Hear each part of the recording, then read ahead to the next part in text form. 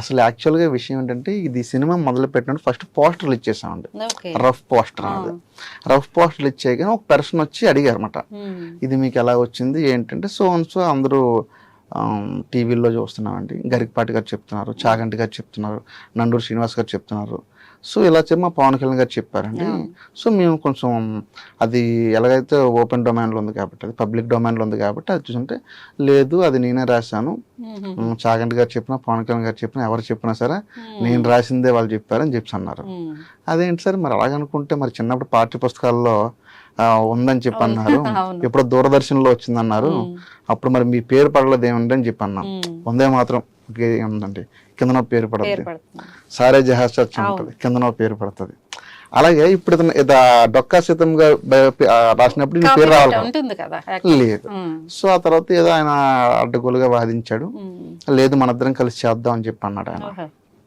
లేదండి మీ తోరణ వేరు నా తోరణ వేరు అంటే లేదని చెప్పి మా ఫస్ట్ ప్రొడ్యూసర్ని ఆయన భయపెట్టాడు. లిటరలీ మీరు సినిమా చేస్తే కేసు వేస్తాను అలాగే వేస్తాను చెప్పాను సరికల్లా ఆయన డ్రాప్ అయిపోయారు. ఆ తర్వాత ఇంకో ప్రొడ్యూసర్ దగ్గరికి వెళ్తే ఆయనకి సేమ్ ఫోన్స్, ఇతను వెంటనే నన్ను ఫాలో అవుతూనే ఉన్నాడు, నేను ఎక్కడికి వెళ్తే సో ఆయన ఫాలో అవుతున్నా, మీరు సినిమా చేస్తే సినిమా రైట్ నాది, నా కాపీ రైట్స్ ఉన్నా అలాగే అని చెప్పంటే ఆ ప్రొడ్యూసర్ ఆగిపోయారు. సో ఎంతమంది దగ్గరికి వెళ్ళినా ఎవరైనా కోర్టు కేసు అంటే భయపడతారు. అసలు పబ్లిక్ డొమైన్ లో ఉన్నది ఎవరైనా చేసుకోవచ్చు, అది అతి కొద్ది మందికి తెలుస్తుంది. సో వీళ్ళకి కాదులే అని చెప్పేసి ఇంకా మా రాంబాబు అన్న మనం చేద్దాంలే, ఇప్పుడు ఎవరి దగ్గరికి ఇప్పుడు ప్రజెంట్ ప్రొడ్యూసర్ అని మనం చేద్దాం అని చెప్పి అంటే ఇంకా మేము ఇంకెవరి మాట నక్కర్లేదు కాబట్టి సో వేసారు, కేసు అయితే వేసారు. కేసు వేసిన తర్వాత కూడా ఆయన ఏం చేశారంటే రాంగ్ అడ్రస్లు ఇచ్చారు, పేరు మెన్షన్ చేసి రాంగ్ అడ్రస్లు ఇచ్చారు. సో నోటీసులు వెళ్ళి నోటీస్ తీసుకోలేదని చెప్పేసి మాకు ఏదో కోర్టు దగ్గర నుంచి ఇస్తే అసలు విషయం ఏం తెలిసిందంటే ఆయన పుస్తకాన్ని కాపీ చేశామని చెప్పేసి ఆయన అని అన్నాడు. ఆయన రాశారా ఏదో అంటే ఆయన ఒక నాటకం తీశారండి, ఆ నాటకం పుస్తకంగా పాపం రాశారు. ఆ పుస్తకంగా రాసినప్పుడు అచ్చు వేయడానికి ఖర్చులు మళ్ళీ డొక్కా సీతమ్మ వారసులో ఇచ్చారు, ఆ వారసులో ఒకరైనా ఉదయ భాస్కర్ గారు ఇచ్చారు. సో అంటే ఆయన చరిత్ర రాస్తానంటే ఓకే రాసుకోండి అని చెప్పి అన్నారు. ఆయన మేము చేస్తామంటే చెయ్యండి అని చెప్పి ఎన్ఓసి వాళ్ళ మన వాళ్ళందరికీ ఇస్తున్నారు, వితౌట్ ₹1 కూడా ఎక్స్పెక్ట్ చేయకుండా నాట్ కమర్షియల్ చెయ్యండి, ఆవిడ పేరు ఆవిడ కీర్తికి భంగం కాకుండా చెయ్యండి అని చెప్పి అలా అన్నారు వాళ్ళ మన వాళ్ళు. అంటే ఆవిడకున్న క్వాలిటీసే వీళ్ళకి ఉన్నాయి అంతేనా, జీన్స్ కాబట్టి ఏమి ఎక్స్పెక్ట్ చేయకుండా మీరు చేయండి అని చెప్పి అందరూ సహకరించారు. బట్ వాళ్ళు కంటే ఒరిజినల్ వారసుల కంటే కొంతమంది మరి ఏవో ఎక్స్పెక్ట్ చేయడం కోసం దేనికి వస్తారు కానీ ఈ అడావిడి ఎక్కువైపోయి కోర్టుల దాకా వెళ్తే జనరల్గా ఏంటంటే పుస్తకాన్ని మనం కాపీ చేస్తే కాపీ రైట్. ఆయన పుస్తకాన్ని ఈ రోజు వరకు కూడా నేను చదవలేదు, ఆయన నాటకాన్ని కూడా మేము చూడలేదు. యాక్చువల్గా పబ్లిక్ డొమైన్లో ఉన్నది ఎవరైనా చేసుకోవచ్చు. ఆయన పుస్తకాన్ని కాపీ చేయొద్దు కాపీ చేయకూడదని చెప్పే రైట్ ఆయనకుంది. కానీ డొక్కా సీతమ్మ గారి చరిత్ర ఎవరు చేయొద్దు అని చెప్పేసి ఆయన అంటున్నాడు అందరికి, చేస్తే నేనే చేయాలి ఇంకెవరు చేయొద్దు నేనే చేయాలని చెప్పి అంటున్నాడు. డొక్కా సీతమ్మ గారి చరిత్ర చేయొద్దు అన్నానికి ఆయన ఎవరండి, హక్కులేదు.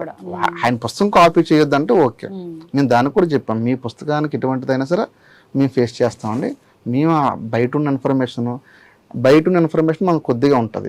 సినిమా అంటే సినిమాటిక్ లిబర్టీస్ తీసుకుంటాం, అన్ని కొంచెం యాడ్ ఆన్లు అవుతుంటాయి, మార్పులు సామాన్య ప్రేక్షకుడు నచ్చినట్లు తీయాలి, చాలా హంగుల ఆర్బాట్లు అన్నీ ఉంటాయి. ఇవన్నీ కూడా మేము దాదాపు ఈ స్క్రిప్ట్ మీద ఒక 6 months వర్క్ చేసాం.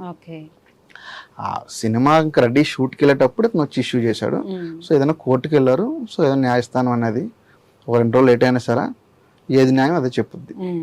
మేమైతే ఆ పుస్తకాన్ని కానీ ఆయన కాన్సెప్ట్ కానీ స్క్రిప్ట్ ఏది కాపీ చేయలేదు. ఒక క్లారిఫికేషన్. అయితే నిర్మాత గురించి చెప్పండి. నిర్మాత వల్లూరు రాంబాబు అని చెప్పి ఆయన ఫస్ట్ టైం అండి, అది ఆయన కూడా ఫస్ట్ టైం. యాక్చువల్లీ నా ఫ్యామిలీ ఫ్రెండ్, యాక్చువల్గా బ్రదరు. సో నేను స్ట్రగుల్ అవ్వడం తిరగడం కథలు చెప్పడం, ఆ స్టూడియోకి వెళ్ళి ఈ సినిమాకి వెళ్ళి ఆయన హీరోల దగ్గర డేట్లు తెచ్చుకొని ఇవన్నీ చాలా స్ట్రగుల్ చూస్తున్నాడు. ఆ 2-3 years బట్టి చూస్తున్నాడు. చూసిన తర్వాత లేదు డొక్కా సీతం కాన్సెప్ట్ ఎందుకు వచ్చిందో ఫ్రెండ్ సీరస్ గారు అని చెప్పేసి ఆయన ఐడియా ఇచ్చారు. ఆయన యాక్చువల్ ఇప్పుడు ఆయన డాక్యుమెంటరీ చేస్తున్నాడు, ఆ డాక్యుమెంటరీ నేను చేయాలి. డాక్యుమెంటరీలో స్టార్ట్ చేసినప్పుడు నాకెందుకో ఇది డాక్యుమెంటరీలో వర్కౌట్ అవ్వదన్నా, ఒక 40 minutes అవుతుంది ఇది. సో అంటే సరే బ్రదర్ అయితే మీరు సినిమాలో చేసుకోండి, నేను డాక్యుమెంటరీలో చేస్తానని చెప్పేసి పాపం సీరస్ గారు కూడా, సీరస్ అంటే నెల్లూరు ప్రిన్స్ ఫిల్మ్స్ డిస్ట్రిబ్యూటర్ ఆయన. సో ఆయన సూపర్ స్టార్ కృష్ణ గారికి ఫ్యాన్ ఆయన. నెల్లూరు సూపర్ స్టార్ కృష్ణ గారికి. ఇప్పుడు కోర్టులో ఆయన నేనే కలిసి తిరుగుతున్నాం.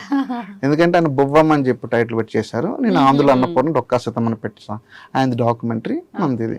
బట్ ఇద్దరి మీద కూడా వేశారు ఆయన. సో చాలా మంది పేర్లు కలిపారు దాంట్లో. సో మేము ఇప్పుడు యాక్టివ్గా ఉన్నాం కాబట్టి, యాక్టివ్ మెంబర్స్ కాబట్టి మేము వెళ్ళి ఫేస్ చేయాల్సి వస్తుంది. రవినారాయణ్ గారు ఎక్కడ స్వస్థలం అనేది అసలు? మాది స్వస్థలం విజయనగరం జిల్లా, పూసపాటి రాగ మండలం, పేరాపురం గ్రామం అండి. నా నేటివ్ అంతా. మీకు తెలుసా? ఎవరు? మా ఊరు అదే. అవును, అదే చెప్పారు లాస్ట్. పూసపాటి రాగ. ఇప్పుడు ఉండేది కూడా అక్కడే మేము ఉంటున్నాం. సూపర్ సూపర్ అండి. ఓకే అండి. అయితే ఒక సినిమా తీసేటప్పుడు చాలా కష్ట నష్టాలు ఉంటాయి. వీటిని మీరు ఎలా ఎదుర్కొంటున్నారు అంటే చాలా స్ట్రెస్ అనేది ఉంటుంది. అందులో ఒక బయోపిక్ అంటే మామూలు విషయం కాదు. ఇప్పుడు ఈ కోర్టులో కేసు అన్నారు, అది పక్కన పెట్టేస్తే మూవీ పరంగా ఎలాంటివి ఎదుర్కొన్నారు?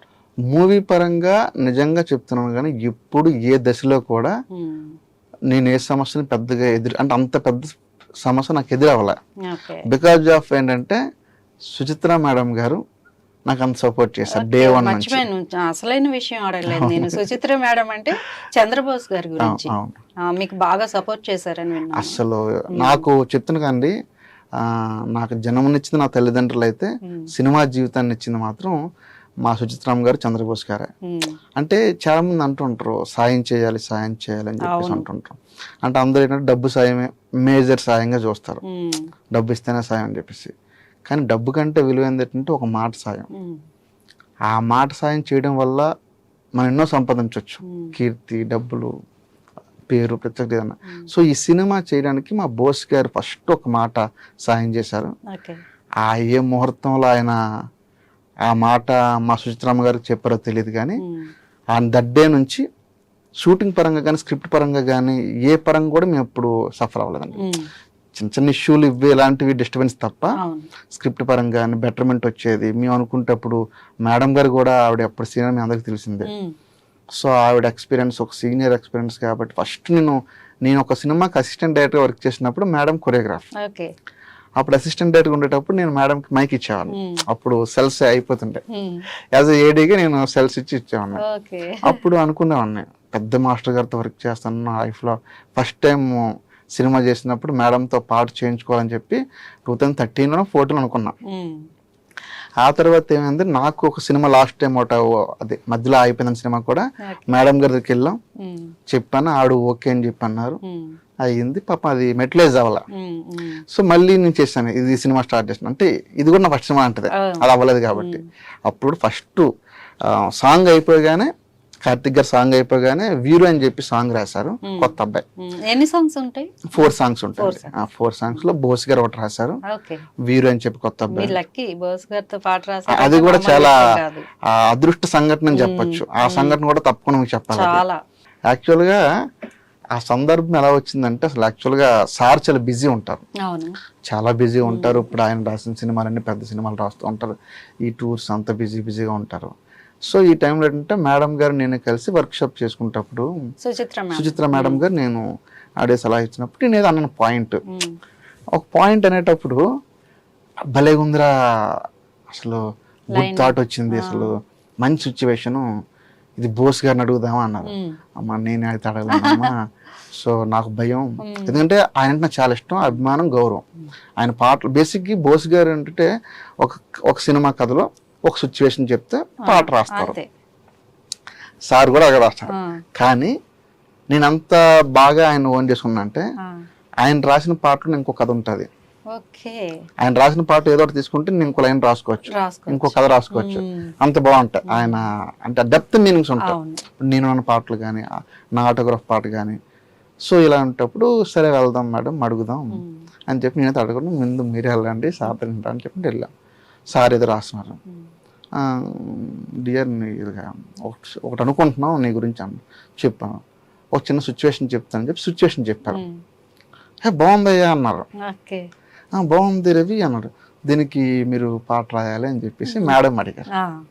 అవునా ఖచ్చితంగా రాద్దాం, దానికి ఉందని చెప్పేసి ఇమ్మీడియట్ గా ఆన్ ది స్పాట్ లో ఏదో అటువైపు చాలా ఎనర్జీ ఉంటారు సార్, అసలు ఒక పవర్ కరెంట్ తీగలైతే ఉంటుందో అంత ఎనర్జీ ఉంటారు. అటువైపులో పెన్ తీసి టప్ టప్ టప్ అని రాసి జస్ట్ ఒక 4 లైన్స్ ఇచ్చారు. అసలు ఆ 4 లైన్స్ అమేజింగ్. అందుకే అనుకోండి అది అలాగా సిచ్యువేషన్ పావు గంట 2 నిమిషాల్లోనే అలా రా అనుకున్నా. మీకు అన్ని అలా కలిసి వచ్చాయి బికాస్ ఆఫ్ డొక్కా సీతమ్మ గారి బ్లెస్సింగ్స్ అండి. అంతే, ఆవిడ బ్లెస్సింగ్స్ ఉన్నాయి. ఆవిడే వీళ్ళందరి చేత మంచి చేపిస్తుందేమో. కథ మంచి సంకల్పం ఉన్నప్పుడు అన్ని మంచి అది మురళీమోహన్ గారు, ఆమని గారు వాళ్ళ తప్పున వర్క్ చేయాలి. అవునవును. సింగిల్ స్టార్ట్ లోనే వాళ్ళు ఓకే అన్నారు. చంద్రబోస్ గారు లాంటి వాళ్ళు సపోర్ట్ చేశారు. ఆయన 4 lines రాశారు. 4 lines రాసి చెప్పేటప్పుడు నేను అది ఇమీడియట్ గా ఓపెనింగ్ లో నేస్తాను సార్ ఈ సాంగ్. ఎందుకంటే సినిమా అంతా ఒక కథ చెప్తున్నాం. అంటే డొక్కా సీతమ్మ గారి కథ చెప్తున్నాం. డొక్కా సీతమ్మ గారు కథలో కీలకమైనది ఏంటి, ఆవిడ అన్నదానం చేసింది. సో అదే మెయిన్ థింగ్. అన్నంకున్న విలువ అని చెప్పారండి. ఆయన మాటల్లో అంటే సరైన పదాలు పడే ఉంటాయి. ఆ 4 lines రాశారు. ఇది అని చెప్పి అన్నారు. బాగుంది సార్ అని చెప్పి అన్నా. అమేజింగ్ అనుకున్నా. అందుకే గొప్ప ఊరుకనే అయిపోరండి అసలు. ఆస్కర్ లెవెల్లో వెళ్ళారంటే ఆయన వ్యక్తిత్వం కానీ ఆయన కోఆపరేషన్ కానీ ఇమీడియట్ గా వెళ్ళి ఆన్ ది స్పాట్ లో అయింది. అదే ఫస్ట్ సాంగ్ గా వస్తుందండి.